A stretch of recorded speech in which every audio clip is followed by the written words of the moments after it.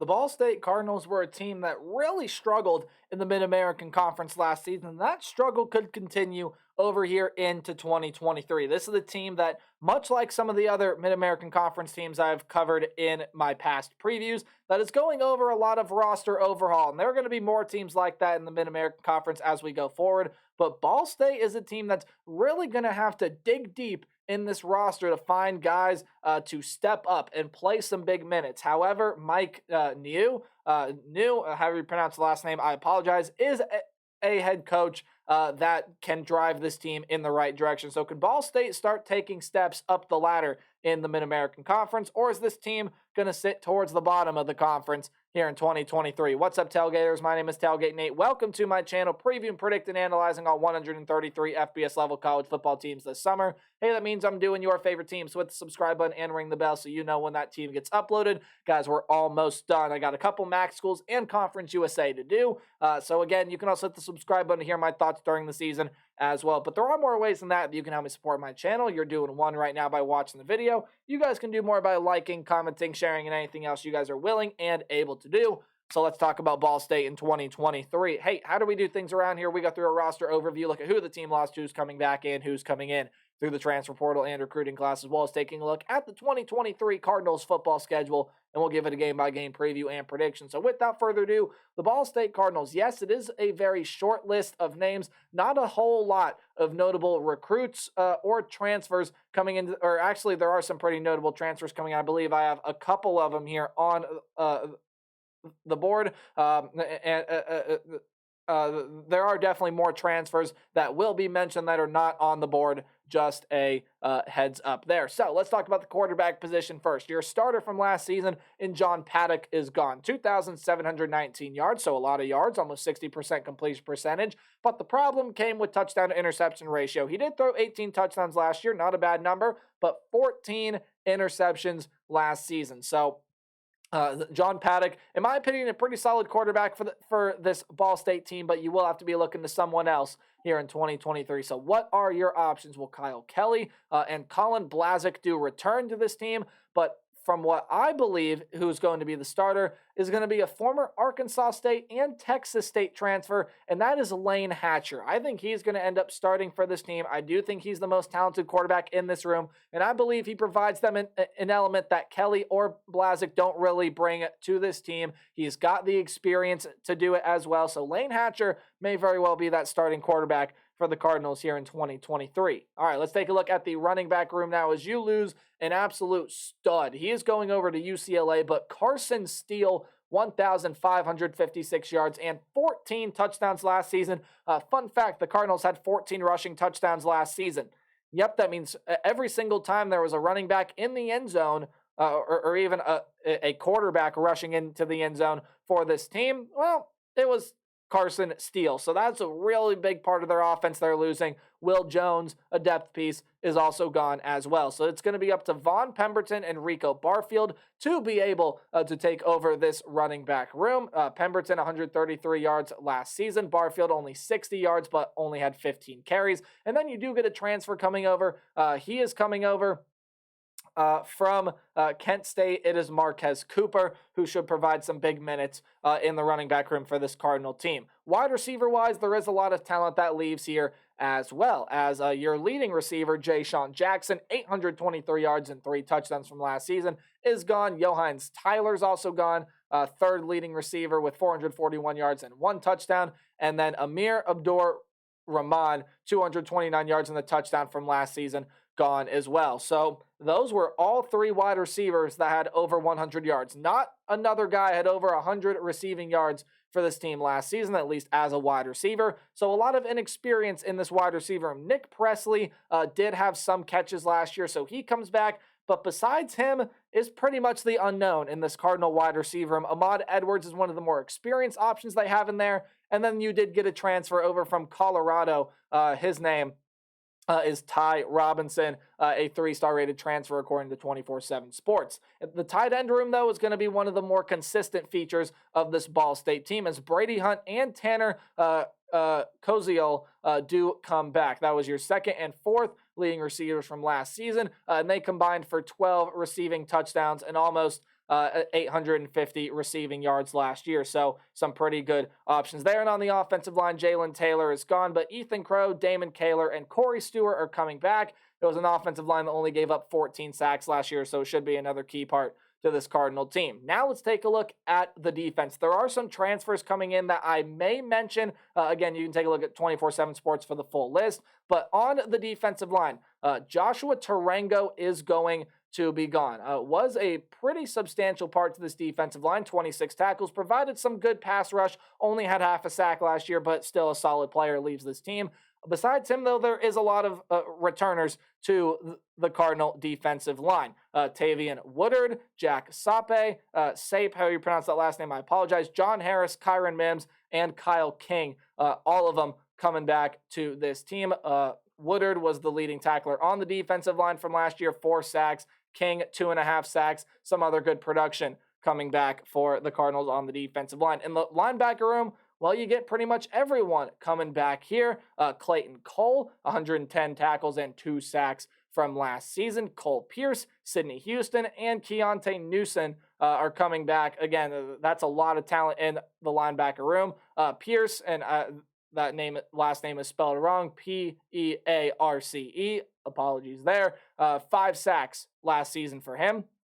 So pretty good talent returning in this linebacker room. Defensive back room does lose a lot of talent here. Jaquan Amos, second leading tackler, had an interception last season. AJ Uzadinma, 8 passes defended, 3 interceptions for the team last season. Malcolm Lee, Ben Eganolf, and most importantly, Nick Jones, tied for the team lead with 12 passes defended, did have 2 interceptions last season. However, the guy that was tied with him for 12 passes defended was Jordan Riley, and he is coming back. So that's a pretty big boost to the Cardinals' defensive back room. Tyler Potts and Lawrence Strickland will also be coming back, but again, it's a lot of the unknown in the defensive back room there for the Cardinals as well. You do get some transfers coming over in the secondary. D.D. Snyder is a 3-star coming over from Illinois. You got a VMI transfer coming over there as well, and some other transfers on the defensive line that I did not mention. Your head coach is Mike Neu.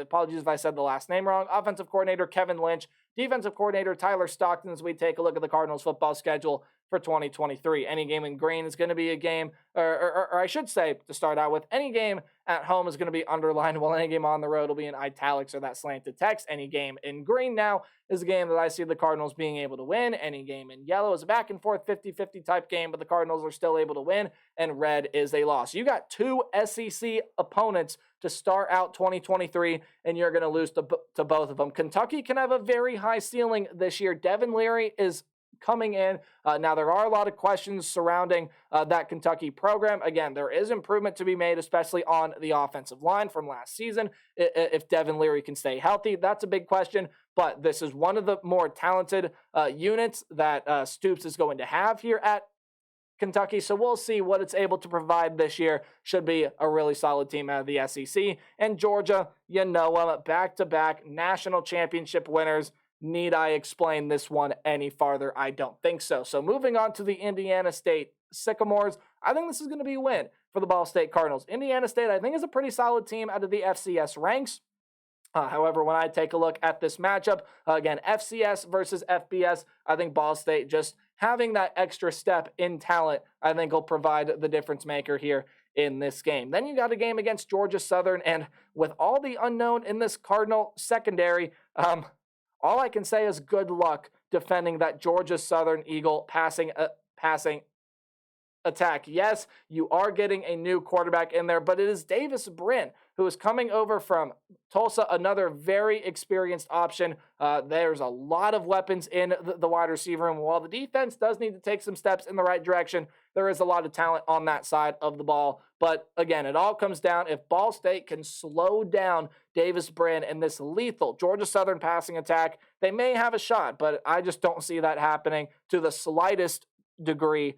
So the Cardinals, I believe, are going to be losing that game to the Eagles. Then you got to go on the road in conference play, your first game in conference play, and play the Western Michigan Broncos. Western Michigan is going over a similar thing with Ball State. There is a lot of talent leaving. Granted, Ball State has a lot more returning production on the defensive end. So maybe this is where Ball State can take a little bit of an advantage in this game. But I do think Western Michigan, they got some transfers coming in. I think there's a lot of good talent there to be competitive and play a lot of close games in the Mid-American Conference this season. So for the Western Michigan Broncos, I believe that will be a win over the Ball State Cardinals.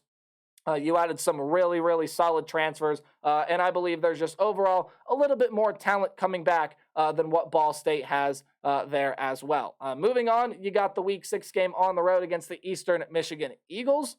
A lot of Eagles here on the schedule. You got Georgia Southern and Eastern Michigan here. Anyway, getting off on a tangent, taking a look at taking a look at Eastern Michigan this year. Well, you got one of the best running backs in the conference in Samson Evans, some other really good skill position players. Quarterback position should be solid, and then that defense as well should at least be in the top half of the Mid-American Conference this year. Eastern Michigan's going to be a tough team to beat this year. That is a loss for the Ball State Cardinals. Then you get to come back home, Week 7 game, but unfortunately you're playing the reigning MAC champions and what, in my opinion, is the best team entering 2023 in the Mid-American Conference, and that is the Toledo Rockets. DeQuan Finn is coming back. He's got one of the most talented group of skill position players surrounding him, and that includes mostly a lot of returning talent. And if you thought the offense was going to be hard to stop, good luck getting through that defense. For a team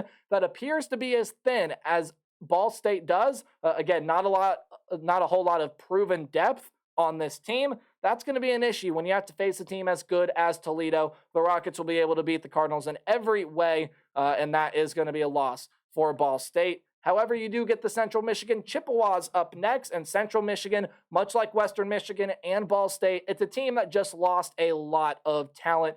They took a steep decline ever since that really, really pretty solid season there in 2021. 2022 was not great for this team, and they lose even more talent. Daniel Richardson, who the quarterback there is gone. Lou Nichols, the phenomenal running back, did not have as quite of a good year last season. He is also gone. There are some good, solid pieces defensively that leave that team as well. Central Michigan's going to have a struggle in the Mid-American Conference this year. That is a win for the Ball State Cardinals. Then you got 2 road games after your bye week. On the road against Bowling Green should be a fairly interesting game. But again, I think the lack of depth, or I guess I should say the lack of proven depth on this Ball State team, especially in that secondary. Again, it's one of the more thin positions on this team. You lost a lot of talent out of that secondary. And while there are some good high-end players, I don't know if they have enough depth to keep up with Connor Bazelak at quarterback.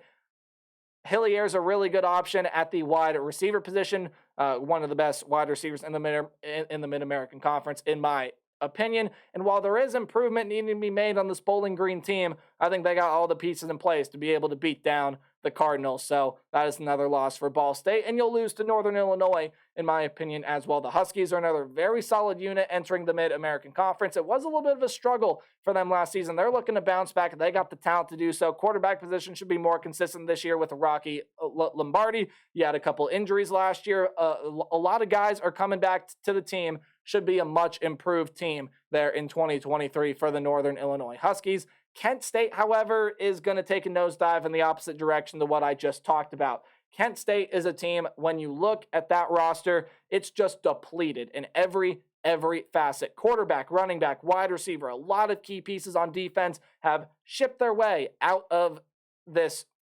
program and off to some better places. Kent State is really going to struggle in the MAC this year. That will be a win for the Ball State Cardinals, in my opinion. However, you will not win your season finale against the Miami, Ohio Redhawks. They got one of the better quarterbacks in the conference in Brett Gabbert. And while wide receiver position, it maybe is a little bit of a question mark for that team. And while the defense is losing some key pieces, still got a lot of good talent coming back. And Brett Gabbert is going to be enough of a difference maker to be able to win that ball club a lot of games. So overall, Ball State 3-9 this year is where I have them. I think this team, at least to me right now, is a little bit too thin in proven talent to make a bowl game. However, this is a team that can take a step up from where they were last season. They're going to need a lot of guys to play a lot of big, really key minutes and play them really, really well but Ball State I have being a team that struggles in the Mid-American Conference this year. So that's my thoughts on the Cardinals. Let me know yours in the comment section below. And as always, remember to play hard but tailgate harder. See you guys in the next video.